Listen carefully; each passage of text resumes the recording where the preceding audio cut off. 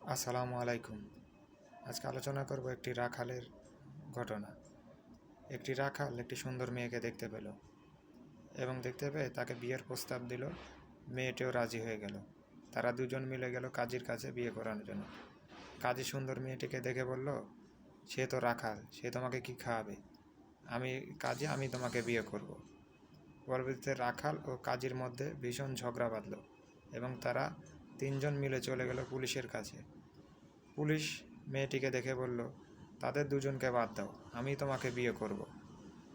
এই বলার সাথে সাথে পুলিশ, রাখাল এবং কাজী এদের ভিতরে বেঁধে গেল আর এক গ্যাঞ্জাম। পরবর্তীতে মেয়ে বলল, আচ্ছা ঠিক আছে, তোমরা তিনজনই ঠিক বলছো, আমাকে বিয়ে করতে চাও, তাহলে আমি একটা শর্ত দিই। তারা বলল, কি? বললো, আমি দৌড় দেব এবং আমার পিছনে পিছনে তোমরাও দৌড়াবে, যে আমাকে আগে ধরতে পারবে সে আমাকে বিয়ে করবে। তো সেই শর্ত অনুযায়ী মেয়েটি দৌড় দিল এবং তারা তিনজন পিছনে পিছনে দৌড়াতে লাগলো।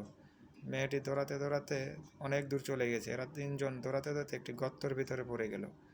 ভাই, এই গর্তটি কি জানেন? আর সুন্দর মেয়েটি কি? সুন্দর মেয়েটি হচ্ছে দুনিয়া, আর গর্তটি হচ্ছে কবর। আমরা দুনিয়ার পিছিয়ে ছুটতে আসি, ছুটতে ছুটতে যখন অন্ধকার কবরে পড়ে যাব তখন আর সময় থাকবে না। তাই এখনও সময় আছে ভাই, আসুন আমরা সঠিক পথে চলি এবং ইসলামিকভাবে জীবনযাপন করি। ইনশাআল্লাহ আল্লাহ তাআলা আমাদের সেই তৌফিক দান করুন। আমিন।